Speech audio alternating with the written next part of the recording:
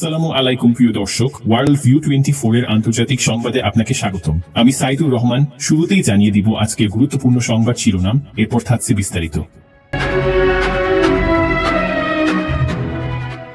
দর্শক, জানিয়ে দিব আজকের আপডেট খবর। মোদিকে আগামী সপ্তাহে হোয়াইট হাউসে আমন্ত্রণ জানালেন ট্রাম্প। এরপরে জানবেন এবার গাজার পাশে দাঁড়ানোর ঘোষণা দিলেন জাপানের প্রধানমন্ত্রী। আরও জানবেন খুব দ্রুত ইউক্রেনে নির্বাচন চায় যুক্তরাষ্ট্র।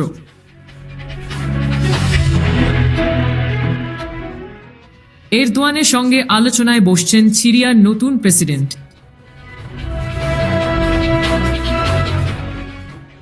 সবশেষে জানিয়ে দিব পশ্চিম তীরে 2 ইসরায়েলি সেনা নিহত, এছাড়া আহতের সংখ্যা 8।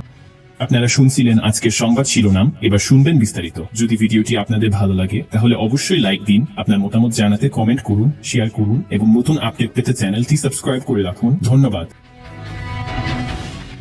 ভারতের প্রধানমন্ত্রী নরেন্দ্র মোদীকে আগামী সপ্তাহে হোয়াইট হাউসে আমন্ত্রণ জানিয়েছেন যুক্তরাষ্ট্রের প্রেসিডেন্ট ডোনাল্ড ট্রাম্প। হোয়াইট হাউসের একজন কর্মকর্তা এ তথ্য জানিয়েছেন।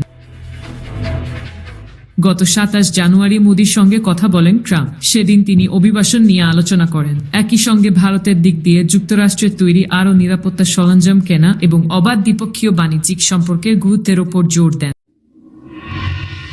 চীনকে মোকাবিলায় যুক্তরাষ্ট্রের কৌশলগত অংশীদার ভারত। যুক্তরাষ্ট্রের সঙ্গে বাণিজ্যিক সম্পর্ক জোরদার করতে আগ্রহী নয়াদিল্লি। নিজেদের নাগরিকদের জন্য যুক্তরাষ্ট্রের দক্ষ শ্রমিক ভিসা প্রাপ্তিও সহজতর করতে তৎপর ভারত সরকার। এছাড়া যুক্তরাষ্ট্রে আমদানি করা পণ্যের উপর উচ্চ শুল্ক আরোপের যে হুমকি ট্রাম্প অতীতে দিয়েছিলেন তা ও এড়াতে চায় ভারত। নতুন মেয়াদে ক্ষমতায় বসার পর এরই মধ্যে চীন, মেক্সিকো ও কানাডার ওপর অতিরিক্ত শুল্ক আরোপের ঘোষণা দিয়েছেন ট্রাম্প।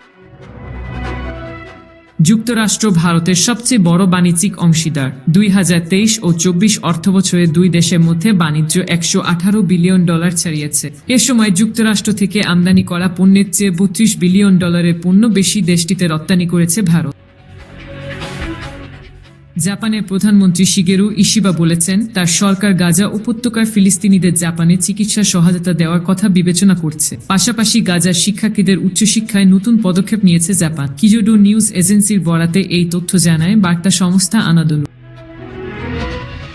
ইশিবা সংসদীয় অধিবেশনে বলেন, গাজায় অসুস্থ বা আহত ব্যক্তিদের জাপানে আনার উপায় খুঁজে বের করার জন্য আমরা চেষ্টা করছি। তিনি আরও বলেন, জাপানি বিশ্ববিদ্যালয়গুলিতে ফিলিস্তিনি শিক্ষার্থীদের পড়াশোনার জন্য একটি বিশেষ কর্মসূচি চালু করার চেষ্টা করবে জাপান। এছাড়া গত মাসে মালয়েশিয়া সফরের সময় ইশিবা বলেছিলেন তার দেশ ফিলিস্তিনের উন্নয়নে সহায়তা করবে।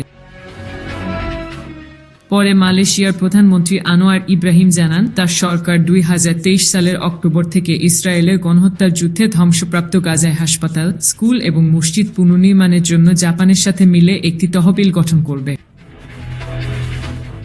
19 জানুয়ারি গাজায় ফিলিস্তিনি গোষ্ঠী হামাস এবং ইসরায়েলের মধ্যে যুদ্ধবিরতি চুক্তি কার্যকর হয়। এরপর শরণার্থী ফিলিস্তিনিরা গাজায় ফিরতে শুরু করে। সেই সঙ্গে হতাহতদের উন্নত চিকিৎসার প্রয়োজনীয়তা প্রবলভাবে অনুভূত হয়। এমন সময় মিসর, তুরস্ক সহ বিভিন্ন দেশ আহতদের চিকিৎসায় এগিয়ে আসে।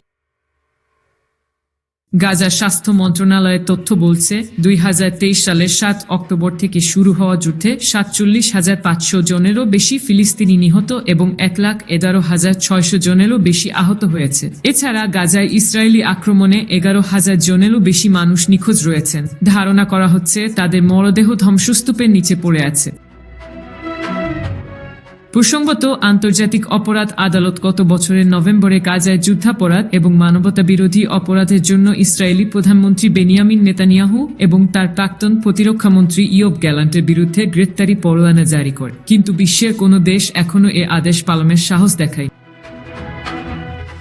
ওয়াশিংটন চায় ইউক্রেনে 2022 সালের 24 ফেব্রুয়ারি সামরিক আইন জারির কারণে বিলম্বিত প্রেসিডেন্ট ও সংসদীয় নির্বাচন অনুষ্ঠিত হোক। 1 ফেব্রুয়ারি রয়টার্সের সাথে এক সাক্ষাৎকারে ইউক্রেন ও রাশিয়া বিষয়ক মার্কিন বিশেষ দূত কিট কেলব বলেন যে এটি 2025 সালের আগেই হতে পারে, বিশেষ করে যদি মস্কো এবং কিয়েভ সরকার আগামী মাসগুলোতে একটি যুদ্ধবিরতিতে পৌঁছায়। বেশিরভাগ গণতান্ত্রিক দেশে যুদ্ধের সময় নির্বাচন হয়। আমার মনে হয় তাদের তা করা গুরুত্বপূর্ণ। কেলব বলেন, আমি মনে করি এটি গণতন্ত্রের জন্য ভালো। এটাই একটি শক্তিশালী গণতন্ত্রের সৌন্দর্য। আপনার একাধিক ব্যক্তি সম্ভাব্যভাবে নির্বাচনে অংশ নিচ্ছেন। রাজনীতিবিদ মালেক দুদাক বলেন, কেলগের মন্তব্যে অপ্রত্যাশিত বা আশ্চর্যজনক কিছু নেই। 2023 সালের শেষের দিক থেকে রিপাবলিকানরা ইউক্রেনে প্রেসিডেন্ট ও সংসদীয় নির্বাচন অনুষ্ঠানের প্রয়োজনীয়তার বিষয়টি সক্রিয়ভাবে প্রচার করে আসছে, যা প্রথম সিনেটর লিন্ডসে গ্রাহাম কিয়েভ সফরের সময় উল্লেখ করেছিলেন। বিশেষজ্ঞ উল্লেখ করেছেন যে রিপাবলিকানরা নির্বাচন অনুষ্ঠানের দাবিতে আরও একটি সাহায্য প্যাকেজ আটকানোর হুমকিও দিয়েছিলেন। তবে সেই সময় তারা নেতৃত্বের আসনে ছিলেন না এবং তাই চাপের এত বেশি উপায় ছিল না। দুদাক বিশ্বাস করেন যে প্রেসিডেন্ট নির্বাচনকে জেলেনস্কিকে অপসারণের একটি সুযোগ হিসেবে দেখা যেতে পারে। রিপাবলিকানরা তাদের পছন্দমতো ইউক্রেনীয় রাজনৈতিক প্রতিষ্ঠানকে পুনর্গঠন করতে এবং আরও নিয়ন্ত্রণযোগ্য এবং বৈধ কাউকে বসাতে চাইবে, এমন একজন ব্যক্তি যিনি আলোচনার টেবিলে বসে ট্রাম্প প্রশাসন যা চায় তাতে স্বাক্ষর করতে পারেন। রাষ্ট্রবিজ্ঞানী জোর দিয়ে বলেছিলেন, নির্বাচন স্থগিত করা জেলেনস্কির প্রচেষ্টা এই অচলাবস্থাকে দীর্ঘায়িত করতে পারে। বিশেষজ্ঞ বিশ্বাস করেন যে তিনি বুঝতে পারেন যে সংঘাতের অবসানের পরে তিনি প্রভাব হারাবেন। তবু আমি মনে করি ট্রাম্প চাপের সমস্ত উপলব্ধ হাতিয়ার ব্যবহার করবেন, সাহায্য প্যাকেজ বন্ধ করা, কূটনৈতিক চাপ এবং সম্ভাব্যভাবে তার বিরোধীদের সমর্থনের মাধ্যমে ইউক্রেনের অভ্যন্তরে বড় সমস্যা তৈরি করা, দুদাক ব্যাখ্যা করেছেন। আঙ্কারায় তুরস্কের প্রেসিডেন্ট রিসেপ তাইয়েপ এরদোয়ান ও সিরিয়ার অন্তর্বর্তী সরকারের প্রেসিডেন্ট আহমেদ আল-শারা প্রতিরক্ষা চুক্তি নিয়ে আলোচনা করবেন বলে জানা গেছে। সিরিয়ায় তুরস্কের বিমান ঘাঁটি নির্মাণ ও সেনাদের প্রশিক্ষণও এই চুক্তিতে থাকতে পারে। মঙ্গলবার 4 ফেব্রুয়ারি এই দুই রাষ্ট্রপ্রধানের মধ্যে বৈঠক অনুষ্ঠিত হওয়ার কথা রয়েছে। সিরিয়ায় তৎকালীন প্রেসিডেন্ট বাশার আল আসাদের বিপরীতে বিদ্রোহী গোষ্ঠী ও বিরোধী দলগুলোকে সমর্থন দিত তুরস্ক। ডিসেম্বরে বিদ্রোহীদের আক্রমণের মুখে আসাদ সরকারের পতন হয়। অভ্যুত্থান পরবর্তী সিরিয়ায় গুরুত্বপূর্ণ ভূমিকা পালন করছে তুরস্ক। আসাদ সরকারের প্রধান সমর্থক ছিল ইরান। তবে তুরস্কের এই আধিপত্যের কারণে উপসাগরীয় দেশগুলোর সঙ্গে বৈরিতা বাড়তে পারে। সিরিয়ার নতুন সরকারের পক্ষ থেকে প্রতিরক্ষা ইস্যুতে এটাই হতে যাচ্ছে প্রথম কোনো আলোচনা। এর আগে আহমেদ আল-শারা সৌদি আরবের ক্রাউন প্রিন্স মোহাম্মদ বিন সালমানের সঙ্গে তার সাক্ষাৎ হয়েছে। তাহের শুরুতে অন্তর্বর্তী সরকারের প্রেসিডেন্ট হিসেবে দায়িত্ব গ্রহণের পর প্রথমবারের মতো বিদেশ সফরে সৌদি যান তিনি। স্থানীয় সময় রোববার কিং খালিদ আন্তর্জাতিক বিমানবন্দরে অবতরণের পর সিরিয়ার প্রেসিডেন্টকে অভ্যর্থনা জানান রিয়াদ অঞ্চলের ডেপুটি গভর্নর প্রিন্স মোহাম্মদ বিন আব্দুল রহমান বিন আব্দুল আজিজ। এরপর এই সৌদি ডিফ্যাক্টো নেতা প্রিন্স সালমানের সঙ্গে সাক্ষাৎ করেন আল-শারা। অধিকৃত পশ্চিম তীরে বন্দুকধারীর গুলিতে ইসরায়েলি সেনাবাহিনীর 2 সদস্য নিহত হয়েছেন। এছাড়া গুলিতে আহত হয়েছেন ইসরায়েলি আরও 8 সেনা। মঙ্গলবার ইসরায়েল অধিকৃত পশ্চিম তীরের জর্ডান ভ্যালির তায়াসির এলাকায় গুলিতে ইসরায়েলি সৈন্য হতাহতের এই ঘটনা ঘটেছে।